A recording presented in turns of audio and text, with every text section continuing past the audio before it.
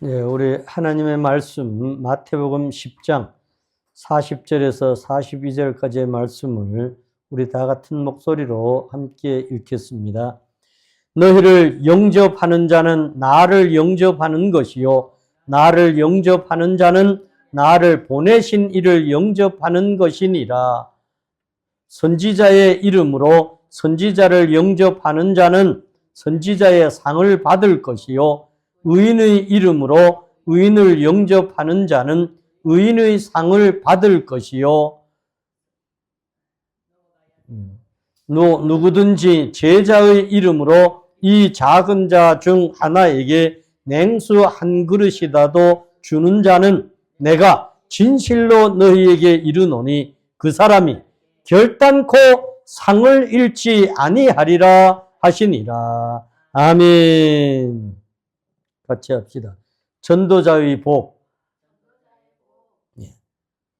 오늘은 부활주일, 주님의 그 부활의 영광이 저와 여러분과 우리의 자녀 손들에게 함께 하기를 축복합니다.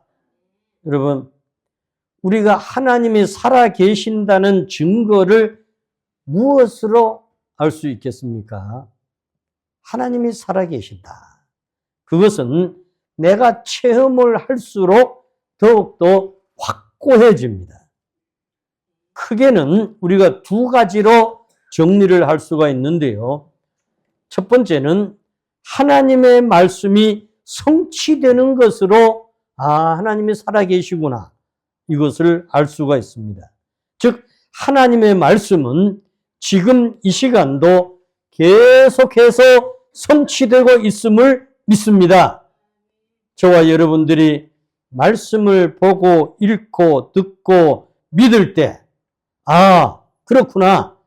하나님께서 이렇게 살아계시구나. 하나님의 말씀이 이렇게 이루어졌네. 이걸 때 우리는 이걸 보면서 하나님이 살아계신다는 것을 알 수가 있는 것이죠. 그 다음은 우리가 복음을 전할 때 여러분 하나님이 살아계신다는 것을 알 수가 있습니다. 즉 내가 복음을 전하는 그 과정 속에서 하나님의 역사를 내가 체험하는 것이죠. 여러분 하나님이 살아계신다는 것을 복음 전할 때에 체험이 이루어지는 것은 누가 뭐라고 하든 본인은 깨달을 수 있는 거죠. 느낄 수가 있습니다. 여러분 그래서 우리가 읽은 이 마태복음 10장은 전체 내용이 하나님이 전도하는 사람들에게 특권을 주시겠다는 약속의 말씀입니다. 그래서 1절 말씀에는 이렇게 되어 있어요. 예수께서 그의 12 제자를 부르셨다 그럽니다. 제일 먼저 이 10장 1절에는 12 제자를 부르는데 그냥 불러서 뭐하게? 그들을 불러가지고 따라합시다. 더러운 귀신을 쫓아내며 모든 병과 모든 약한 것을 고치는 권능을 주시니라. 아멘. 여러분 주님이 제자를 불러서 가까이 오라고 하시고 그들에게 이런 권능을 더해 주셨다. 즉 권세를 더해 주셨다는 거죠. 왜? 그 더러운 영들을 내쫓을 권세를 주셨다는 거예요. 병든 사람들을 고쳐줄 수 있는 권세를 주셨다는 것입니다. 약한 것들을 강하게 해줄 수 있는 능력을 입혀주셨다는 것입니다. 여러분, 그러므로 제자들이 가는 곳마다 권세와 능력을 사용할 수 있게 하신 거예요. 예수님께서 복음을 전도자들에게 주실 때 너희들이 가면서 근데 그들은 어떤 것도 주님 앞에 이걸 우리가 드릴 테니까 우리에게 그런 거 주세요 이러지 않았습니다. 그냥 전적으로 주님께서 이 제자들에게 무상으로 주셨습니다. 오늘 저와 여러분에게도 마찬가지입니다. 여러분, 예수님이 복음 전하는 자들에게 더러운 귀신을 내어 쫓는 권세를 주시고 병든 자들에게 고칠 수 있는 능력을 입혀주시고 약한 사람들을 강하게 할 수 있는 능력을 덧입혀 주셨단 말이죠. 여러분, 이것은 주님이 우리에게 주시는, 즉 전도하는 사람들에게 주시는 특권을 주신 겁니다.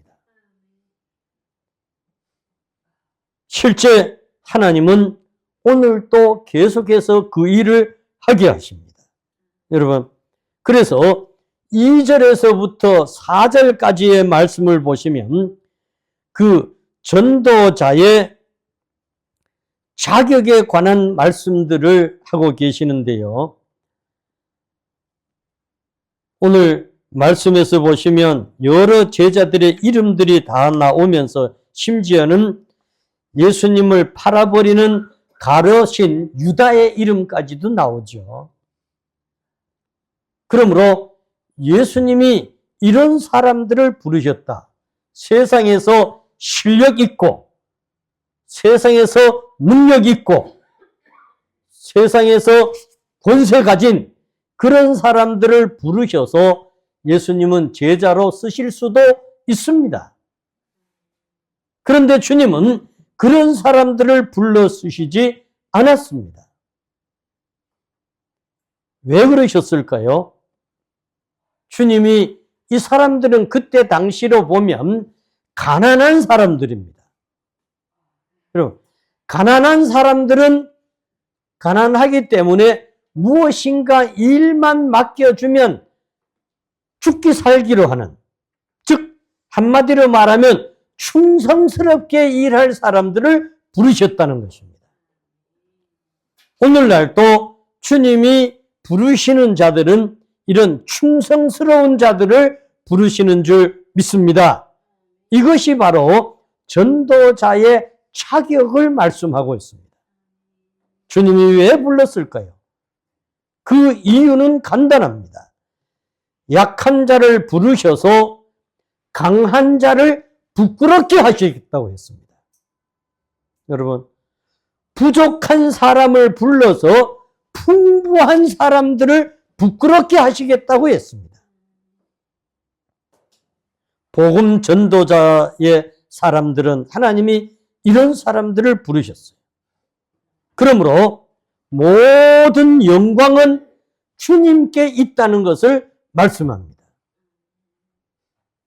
제가 신학교를 다닐 때에 지금은 여기 영양에 와 계시는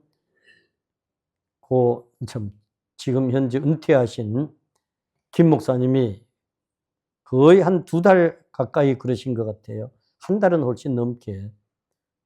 자, 이러한 곳에 있는데 그때 그분이 아프리카 선교사로 나가시기 직전이었어요.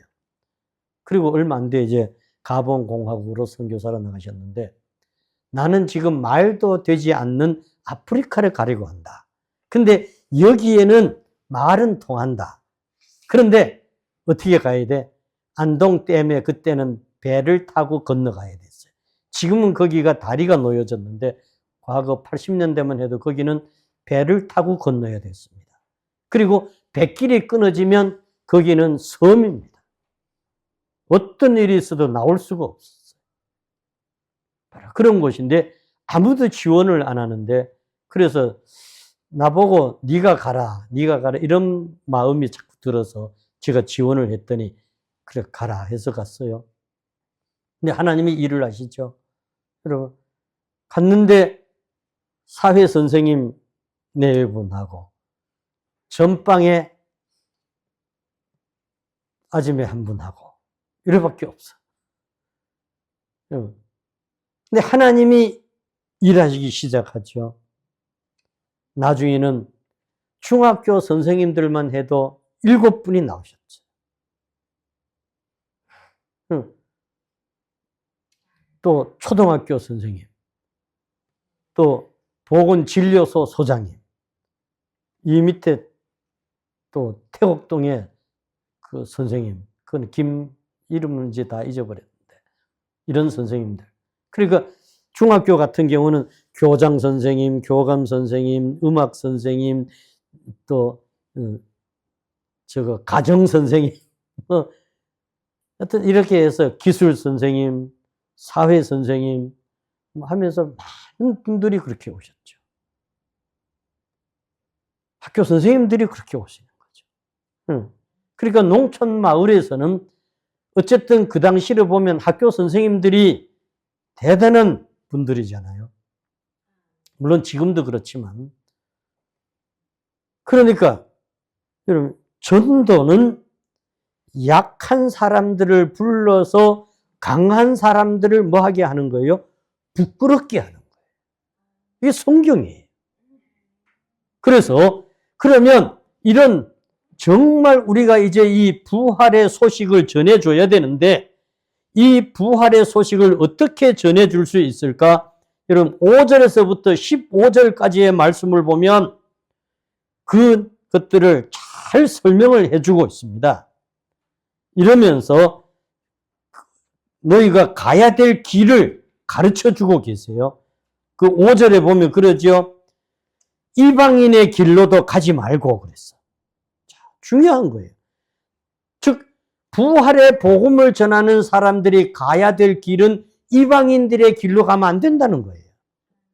가지 말고 사마리아 고을에도 들어가지 말고 오히려 6절에 보면 이스라엘 집에 잃어버린 양에게로 가라 그랬습니다. 제일 먼저 가야 될 것은 잃어버린 양에게로 가야 된다는 거예요. 그러면서 그 뒤로 쭉 나오면서 여러 가지 말씀을 하시면서 14절에 내려가면 이럽니다. 누구든지 너희를 영접하지도 않고 너희 말을 듣지도 않거든 그 집이나 성에서 나갈 때 내가 발에 먼지를 떨어버리라 그랬어요. 내가 진실로 너희에게 이른다. 심판날에 소돔과 고모라 성이 그 땅보다 견디기 쉬우리라 그랬어요. 여러분, 예수님은 잃어버린 사람들을 먼저 찾아내고 그 사람들에게 먼저 하라는 거예요. 즉 우리가 부활의 복음을 전하는데 이 부활 소식을 전하는 데 있어서 잃어버린 자가 어떤 자일까? 그래서 우리는 그들에게 어떤 여건이나 환경을 보고 들어가고 그래서 일꾼 중심으로 들어가며 어장 중심으로 들어가야 된다고 했습니다. 이것이 뭘 말합니까? 사람 중심으로 가야 된다는 거죠. 그러므로 그 사람을, 잃어버린 사람을 찾아서 다시 한번 그 사람에게 뭘 심어주기 위한 겁니까? 그 사람이 하나님이 주신 사명이 있다는 거예요. 모든 사람에게는 하나님이 주신 사명이 있습니다. 살아있는 사람에게는 다 어떤 사명이든 사명이 있어요. 저는 우리 어머니는 왜 빨리 안 돌아가시는지 모르겠다고 그렇게 하시는데 그분의 어머니가 안 돌아가시죠. 무려 임종 예배를 4번을 드렸단 말이죠.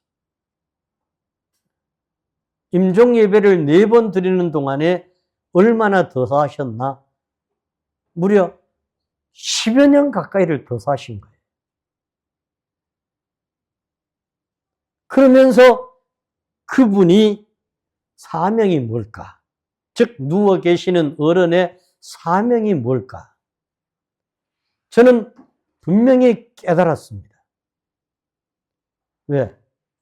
그분을 통해서 거기에서 일하시는 분들이 즉 예수를 안 믿는 분들이 와서 그분을 쉽게 말하면 수발할 때 즉 도우실 때 아, 이분은 이렇게 하시는 분이구나. 근데 이분이 돌아가시기 직전까지도 계속해서 성경을 읽으셨어. 근데 성경을 읽으시는데 안경을 안 쓰고 읽으셔. 그때 그분이 90몇 세셨는데 96세까지 사셨나? 성경을 계속해서 그렇게 성경을 이렇게 읽는 거다. 그걸 보여주죠. 그리고 또 하나 그분의 사명이 있는 걸 내가 깨달았어요. 다른 사람들은 뭐라고 하건 말건 그런데 목사인 제가 가면 아이고 목사님 오셨냐고. 다른 사람한테는 거의 안 웃어줘. 근데 목사가 가면 웃어줘요. 그걸 보면서 도우시는 선생님들이 그러죠. 야, 이분은 그분들이 하는 말이 그래. 이분은 이게 사명이다. 그리고 뭘 해요? 자녀 손들을 위해서 기도하시는 거예요. 그래서 그 아들도 목사님이셨지만 손자도 목사님이시죠. 여러분, 그러므로 오늘 우리는 그렇게 하면서 천국을 선포하라 했어요. 즉, 내가 전해줘야 될 사람들이 무엇에 눌려 있는지를 보라는 거예요. 많은 사람들이 눌려 있다고 했어요. 아까 왔다 가신 그거는 내가 잠깐 몇 마디 말씀을 하는 중에서 그래요. 요즘 사람들은 다 이렇게 눌려 있습니다. 그래서 내가 상담 중심으로 이렇게 한다고 하는 것을 하니까 참 좋은 일을 하십니다. 그분이 그러죠. 눌려 있다. 오늘은 그냥 이렇게 오는데 다음에 이제 준비를 해서 오겠습니다. 이러는 분이에요. 올지 안 올지는 모르지만. 여러분, 우리는 무엇에 눌려 있든지 그 눌려 있는 자들에게 풀어주라는 겁니다. 여러분, 복음을 전한다고 하는 것은 그 묶여 있는 것을 풀어주는 거예요. 그러므로 여러분 9절 말씀에 보시면 그럽니다. 너희 전대에 금이나 은이나 동을 가지지 말고 그랬어. 무엇보다도 전도자는 그 현장에 대한 마음이 하나님의 마음을 가지고 뭘 하라고 합니까? 따라합시다. 복과 평안을 기도하라 하셨습니다. 여러분, 그것이 12절에서 15절까지의 내용이에요. 그리고 이렇게 쭉 다 할 수 없는데 뛰어 넘어가서 보면 34절에서부터 오늘 우리가 읽은 42절까지의 말씀에 보시면 주님께서 이런 복음 전하는 데에는 환난도 있을 것이라 했습니다. 특히 집안에서도 환난이 있을 것이라 했어요. 거기에 보면 그런 여러 말들이 나오죠. 딸이 어미와 자식이 아버지와 등등으로 해서 많은 환난이 있을 것이다. 여러분, 왜? 그러면서 더더욱한 것은 나를 위해서 목숨을 잃는 일도 있을 것이다 그랬어요. 그러나 나를 위해서 목숨을 잃은 그 사람은 다시 받게 될 것이라 그랬어요. 그러면서 40절 말씀해 보시면 뭐라 합니까? 너희를 영접하는 자는 누구를 영접하는 것이다? 나를 영접하는 거다 그랬어요. 반면에 너를 배척하는 자는 나를 배척하는 것이다 그랬습니다. 주님이 즉 복음을 전하는 자, 즉 부활의 소식을 전하는 사람들에게 주님은 이렇게 말씀을 하셨습니다. 그러므로 무엇보다도 복음을 전하기 위해서 목숨을 잃는 자에게는 주님께서 가장 큰 복을 더해 주실 것이라고 말씀합니다. 그러므로 우리가 이 복음을 전해야 되는 것은 다 때가 있습니다. 그 때를 놓치면 할 수가 없게 되는 것이죠. 지난번에 목사님이 그러셨죠. 목사님, 내가 이런 분에게 복음을 전해야 되겠다. 그런 마음의 감동이 왔는데 그때 못 전했다는 거예요.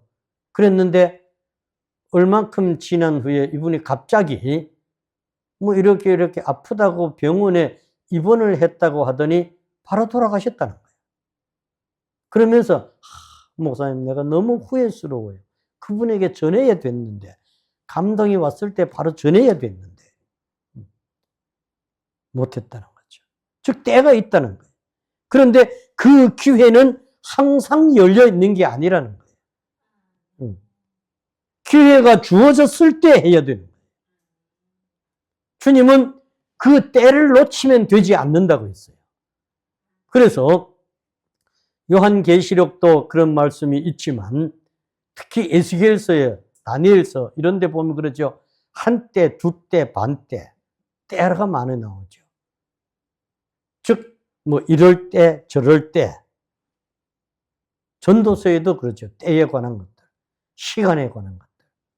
지나가면 다시 돌아오지 않습니다. 여러분, 그렇기 때문에 우리는 언제 전도의 문이 닫힐지 모르기 때문에 전해야 된다는 거예요. 영국에 요한 웨슬레라고 하는 목사님이 87세가 되시던 해에 알렉산더 메더에게 편지를 보낸 내용이 지금도 남아 있습니다. 근데 그 편지의 내용에 여러 그 내용들 중에 이런 내용이 있습니다. 죄가 아니고는 전혀 두려워할 것이 없는 자. 사람이 하나님이 아니고서는 전혀 원하는 것이 없는 100명만 저에게 보내주십시오. 그들이 성직자이건 평신도이건 상관이 없습니다. 그런 사람들이라야 지옥문을 부수고 이 땅에 하나님의 나라를 세울 수 있습니다. 전도자 100명만 있으면 영적 전쟁에서 이긴다는 거죠. 이 땅에 뭘 이룬다고요? 하나님의 나라를 건설할 수가 있다는 거예요. 지금 저와 여러분들은 영혼을 건져내야 하는 이 때를 놓치면 안 된다는 것입니다. 내일로 미루지 말아야 됩니다. 복음 전도는 영혼 구령에 불타는 분들이 할 수 있습니다. 쉬지 말고 끈기 있게 줄기차게 해야 됩니다. 같이 합시다. 전도합시다. 하면 됩니다. 내가 합니다. 누가 해요? 내가 합니다. 그러면 왜 해야 됩니까? 여러분, 복음을 전하지 않으면 내게 화가 미칠 것이라고 바울 사도는 고린도전서 9장 16절에서 말씀했습니다. 전하는 자의 행복한 것은 하나님이 전하는 자에게 기쁨을 주시기 때문입니다. 복음 전하는 자에게는 기쁨이 있습니다. 즐거움이 있습니다. 그래서 내가 이것을 전하지 아니하면 내게 화가 미친다는 거예요. 그렇기 때문에 우리는 전해야 됩니다. 병원이나 의약품이 지금 얼마나 발달이 됐는데 사람의 영혼을 살려냈다는 병원은 많지 않습니다. 거의 없습니다. 약을 먹고 그 사람 영혼이 살아났다는 게 있습니까? 전혀 없습니다. 아무리 많은 신약이 개발돼서 나와도 그 약 먹고 영혼이 살아났다. 이건 없어요. 어느 병원의 의사 선생님이 그 사람 영혼을 살려냈다. 물론 믿음의 의사 선생님들은 종종 그러기도 하시죠. 그러나 그렇지 않은 선생님들 살려내나요? 못 살려내요. 여러분, 성경이 사람을 살려내는 것이죠. 그러므로 복음은 사람의 영혼을 살려서 구원하는 능력입니다. 그래야 우리는 이 복음을 전하는 것입니다. 그래서 복음은 개인, 가정, 사회, 국가를 살립니다. 영국의 수상을 4번을 했던 윌리엄 글래드스턴이라는 분이 살아있을 때 한 젊은이가 찾아와서 간곡하게 질문에 답을 해달라고 부탁을 했습니다. 인간의 가슴 속 깊이 박혀 있는 슬픔을 어떻게 하면 확실하게 치료할 수 있겠습니까? 물었어요. 그랬을 때 이 글래드스턴은 이렇게 말합니다. 젊은이, 복음이에요, 복음. 오직 복음 이외에는 다른 방법은 없어. 예수 복음 능력만이 사람의 가슴 깊숙이 박혀있는 슬픔을 치료할 수 있어. 그 예수 복음의 능력이 나를 구원했고 우리 가정을 구원했고 이 나라를 구원할 것입니다. 여러분, 이 글래드스턴의 수상만 이런 고백이 있을 것이 아니라 오늘을 살아가는 저와 여러분에도 이런 고백이 있기를 축복합니다. 그러므로 이 구원의 능력이 우리에게 주어지기 때문에 우리는 이 복음을 전해야 합니다. 로마서 1장 16절에 보면 사도 바울은 내가 복음을 부끄러워하지 않는다 그랬습니다. 이 복음은 모든 믿는 자들에게 구원을 주시는 하나님의 능력이라 했습니다. 여러분, 복음을 전하는데 그 능력은 먼저는 유대인에게요. 다음은 헬라인에게라 그랬습니다. 즉 병원이 병든 사람을 고치고 육체를 고치는 것은 하지요. 그러나 그 사람의 마음에 병들어 있거나 그 사람의 영혼을 살려낼 수는 없습니다. 우리가 목요일 그룹치유 때 봤잖아요. 처음에 정말 엎혀서 왔던 그 친구가 이제는 뛰기도 하고 걷기도 하고 그 대학병원에서 더 이상 할 거 없으니까 데려가라고 합니다. 그래서 그 부모님이 그러잖아요. 한 번도 예배당은 가본 적이 없기 때문에 와서도 며칠 5일이나 입원을 해 있으면서도 더 나빠지면 어떡하지 하고 그랬다고 걱정했다고 그러잖아요. 근데 하나님이 이렇게 하시는 것에 너무도 감사하고 감사하다. 여러분, 그렇습니다. 정말 오늘날 보십시오. 만약에 병원이 다 살릴 수 있다고 하면 제가 얼마 전에도 어떤 이제 초상집에 갔는데 5일장을 하는 거예요. 그래서 내가 상주한테 물었죠. 왜 5일장을 요즘 합니까? 이랬더니 목사님, 지금 화장장이 10,000원이 돼서 우리 차례에 돌아오는 날이 그날입니다. 안 그러면 그냥 3일장 할 텐데 이틀이나 더 여러분 있으니 얼마나 더 힘들겠습니까? 그렇지만 기다리는 거죠. 현대의학이 병을 고치기도 하지만 죽음을 살려낼 수는 없는 거예요. 여러분, 최고의 효능을 자랑하는 신약들이 계속해서 발명되어져 나오지만 못 고치는 병은 과거보다 적어집니까? 많아집니까? 점점 많아집니다. 못 고치는 병은 점점 많아집니다. 그러나 하나님은 이 모든 것들을 다 고치시는 줄 믿습니다. 여러분. 그래서 우리는 이 부활절에 이 부활의 복음을 전해줘야 됩니다. 할렐루야! 기도드리겠습니다. 걸어가신 하나님 아버지, 우리는 정말 하나님이 원하는, 하나님이 기뻐하시는, 하나님이 영광 받으시는 그 위대한 일을 잘 할 수 있게 하시되, 복음 전도자가 받는 복을 놓치지 않고 다 받을 수 있는 이 부활의 사람들이 되게 하시고 이 부활의 소식을 전할 수 있게 하옵소서.